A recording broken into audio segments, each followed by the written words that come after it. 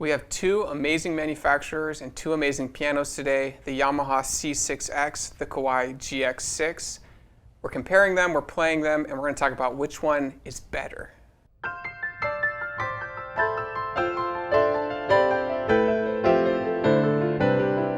Hi, this is Ted with Alamo Music Center in downtown San Antonio, Texas. I'm Patrick Marr. You can find us online at alamomusic.com. If you haven't already, please subscribe to our YouTube channel, check out our other videos, sign up for notifications, like our videos, leave us comments. We appreciate your support and we love to interact with you. I'm worried that we're going to get some complaints about us being elitist here shooting these videos because we have to compare these two. It's so hard. It's a hard job to sit and play two $70,000 instruments and be like, I'm kind of sensitive to those comments that customers make. This one's a little better than this one. I think, so we will try to. I had my choice. We understand the elitism, but we also understand great craftsmanship. And, you know, we'll have some charcuterie and wine afterwards, and we'll make sure, like, to look down at people while we do it. I'll tell you what is amazing, though, about the 7-foot scale piano, and this is what I really like, is when you sit down and you play one and you realize this is this manufacturer's version of a Steinway B, so to speak, or, you know, the 7-footer. They all seem to focus toward the same thing. All those pianos are a real joy to play. They're all equally balanced in tone and timbre and something like that. Some play a little more difficult than others, and for example, we've had that 100-year-old 7-footer out there. It doesn't play as nice as these two brand new pianos, but the tone and the nostalgia, everything is there, you know? And so it's kind of funny that the math forces all the manufacturers to end up making an instrument that's really pretty idealistic toward that tone, that timbre, that sound, that touch, that play, everything. Well, and if you just think about through the years, people, institutions, churches, performing arts centers, they're constantly have been asking, hey, we want a Steinway B, or they think they want a Steinway B, and so they're looking for a 7-foot piano. They want to compare. If someone, a manufacturer, wants to enter that sphere and say, hey, maybe you should check out this 7-footer, they really need to bring something to the table that really they do kicks butt. And you know, I think we see a lot of bigger pianos. We see a lot of smaller pianos.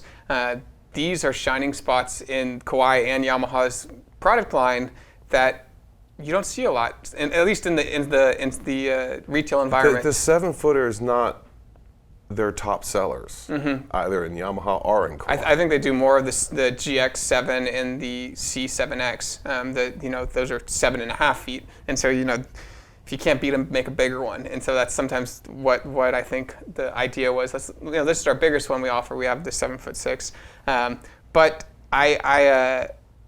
it's a treat to play both of these. You had said something about when you had played this GX-6 that, what was it? What was the comment? Oh, a comment I made? Yeah. I said, that piano is so great that if Bach played it, he'd himself. He just really would not believe. And that's crass, but it might be true. There's something about the developed sound in 7-foot pianos, the bass string length, the construction, the rim holding together the spruce. It's a fantastic combination of scale design, and you get a treat every time you sit down and you play it. We're going to play both of these. We're going to mic them up as similar as possible. We know the imperfections with recording and uploading a video, and this is a rendition of what we're playing, what you'll be watching, but nothing really competes with playing these instruments in person. Yeah, if you have the opportunity, it's one of the most incredible opportunities you can have, because you have two incredible manufacturers making some of their top-of-the-line instruments, throwing everything they can at it and saying, hey, let's get the best spruce we can, let's build the best rim we can, let's have our best action in here, and make a workhorse instrument that will be good for the next 50 to 100 years. And so that's what you have here. And you have the Black Series from Kawai, which is, we've talked about many times on this channel, but one of the best playing value package instruments there is out there. Whether you're looking at the GX1 to the GX7, all of them are going to have the Millennium 3 action. They're going to have the solid construction, which is the stretcher bar is going to be part of the rim. It's going to be part of the pin block, and they just have all this technology that they've poured into making the GX series. They've taken the scale design from the Shigeru Kawais and put it into the GX series. They have longer keys now. Just an incredible instrument. It's the C6X, another story that's great. Yamaha had purchased Bosendorfer back in the late 2000s, and they incorporated the soundboard technique, and then also the wool, the felts, and the German hammers. string they use. They've taken a lot of technology from a storied manufacturer like Bosendorfer and incorporated it into their X series when they raised the level of their conservatory C series. So traditionally it was the C6, now it's the C6X. And so we're going to play them. We're not going to get too long-winded about talking about the instruments. I think these instruments speak for themselves. We will both be playing. I think as we come back, we'll talk about our perspective on these two, because it's really hard to, capture what's going on from the player perspective. We'll try to be honest and talk about what we felt as players and also as listeners in the instrument in the room. So we will mic them up, try our best to get you unbiased sound from both of them, and we'll come back and talk about it.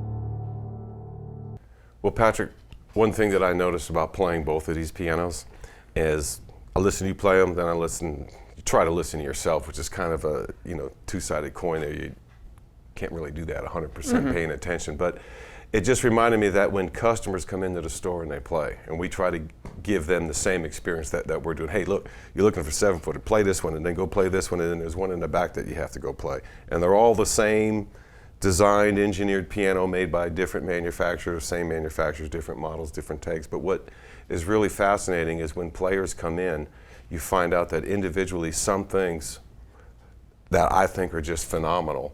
And I don't know about people that come in and play that. It's a real joy to listen to them play. Those are the ones that we put on the pianos. That's what they're looking to buy. And at the same time, I'm always reminded this person is looking for their dream instrument. And if that instrument doesn't speak to them, they're not going to waste more time trying to get into it or trying to convince themselves that they like it.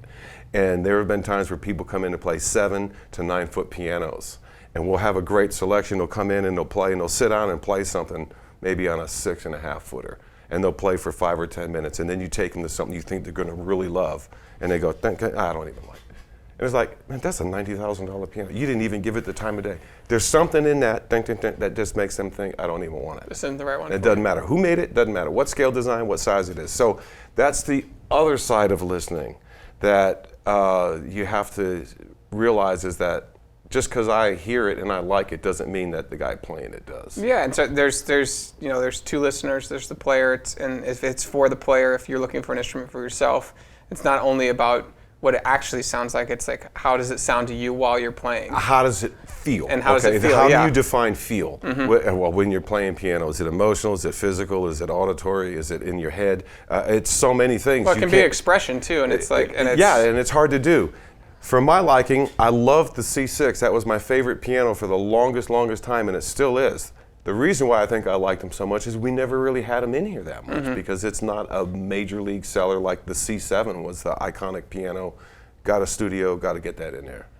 Made a lot of money, got to get one of those. So anyway, the idea is that with the new C6X that was new about 8, 9 years ago when they came out with all the new Bosendorfer technique and things.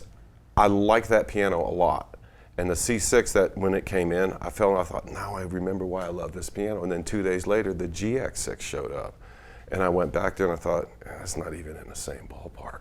Oh yeah, I mean, it's the GX-6. They're both enjoyable to play, but there's something so much more out of that GX-6.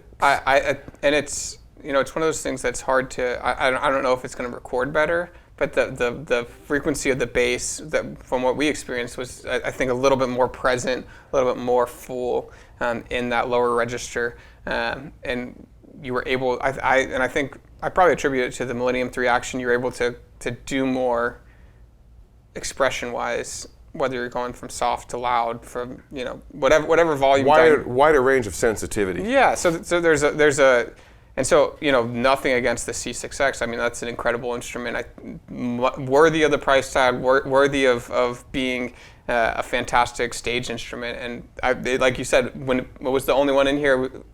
Wow, incredible. Yeah. And then we got it was like, okay, now this is going to be as close to apples as we can make it. We have a GX-6 now from Kawai. Wow. And maybe the Yamaha would record better in a rock and roll studio, like, because it's a little bit brighter, a little bit more pronounced in the mids and highs. I think if you're doing anything that's piano heavy, I think you're going to want the Kawai, because it seems more of a full spectrum. Or a solo piano. Yeah, solo piano or classical piano. Or and not to say that you can't record rock and roll on it. It's different tonal profiles and really a treat to play both of them. It really is. And if you've had an opportunity to play some of the conservatory series from Yamaha, the CX series, or the Black series from Kawai, the GX series, please leave comments. I know a lot of people will want to know, okay, what are people saying about this? This is a very talked about subject on the Piano World Forum. And it's just something that people continue to come back and ask. These two manufacturers, similar price range, similar stories, actually were the same company at once. Combined stories, yeah. And the best Japanese manufacturing that's available, which is known to be a very high level of manufacturing. What is the better one. And you know, today when we're playing these two, I think we put our stamp of approval on the GX-6 as a better one, but you know, second place is not far behind, and is a fantastic instrument as well, the C6X. Let us know what you guys thought. Which one sounded better to you, listening to the recording, listening to us play.